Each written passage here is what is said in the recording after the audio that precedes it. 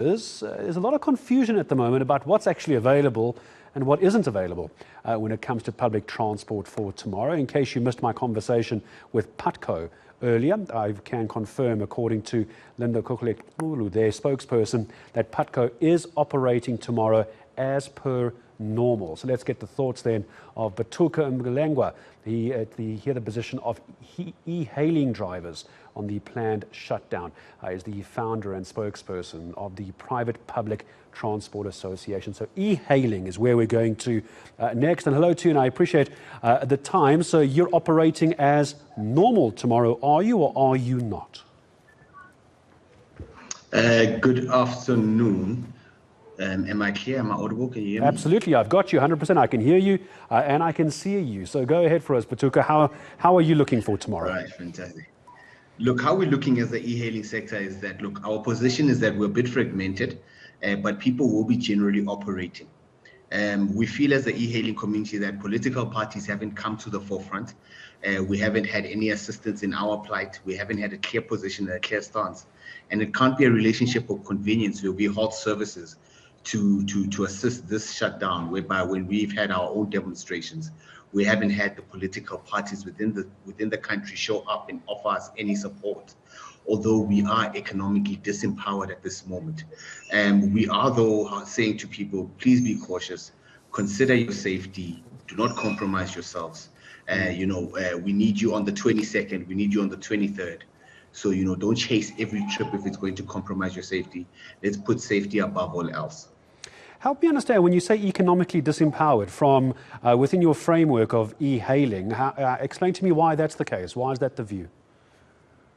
Look, the e-hailing sector within South Africa is highly exploitative. Drivers are not making bank. Drivers are not making breaking even. Drivers are not taking enough home. It's the relationship. It's undefined with e-hailing companies. It's very exploitative. They decide themselves the level of their commission.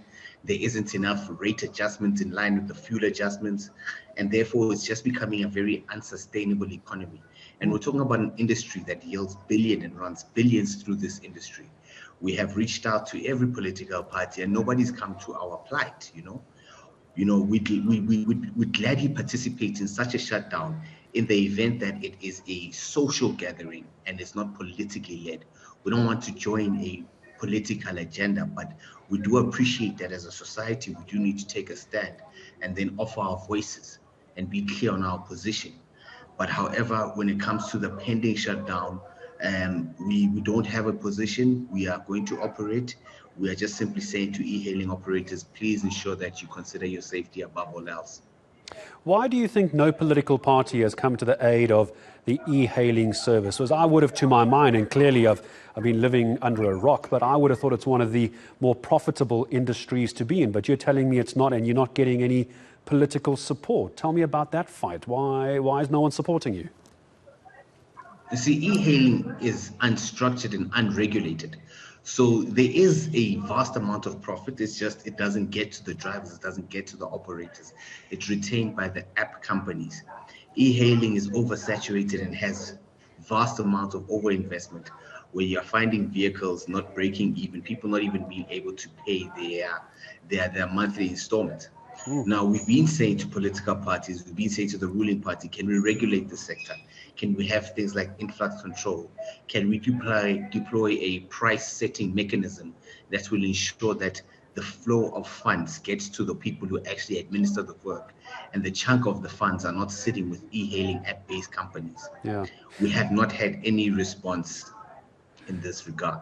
I'll tell you what I would like to do as well is you and I began our conversation talking about the national shutdown, and you've addressed your view on this, that you don't hold a view as the e-hailing sector, but I feel you've brought up a bigger issue for the sector. I want to do a follow-up interview with you. I'll get my producers to be in contact with you on that, but I just want to just close off our conversation by coming back to tomorrow, if you don't mind, before I say goodbye to you. So e-hailing, you're saying to all those in the e-hailing sector to please be careful tomorrow. Are you, as a sector, not going to be operating on certain routes, let's call them hotspot routes, for tomorrow, or is it 100% business as usual? You're just calling for more safety? Look, the reality is at this point in time, we're not 100% sure where those hotspots routes are. So all we can do is say people must exercise caution. I think other people will be participating in their personal capacity, those who have those political roles and their political views. But as a sector, we're saying safety first. Let us not compromise ourselves. Let us make sure that we don't break any laws. Let's not compromise the country any further in any demonstration. And that's our position. Just as I say goodbye to you, I had another question as well, just to clarify, because there might be some confusion. When you and I are sitting talking about the e-hailing services at the moment and the Private Public Transport Association, are we talking about Uber, Bolt, for example, Checkers 60? I'm not sure how you say it correctly, Checkers 60. So anything to do with any kind of e-hailing, you're talking to me on their behalf. Is that correct? Yes, anybody that interacts or engages with customers on a digital platform.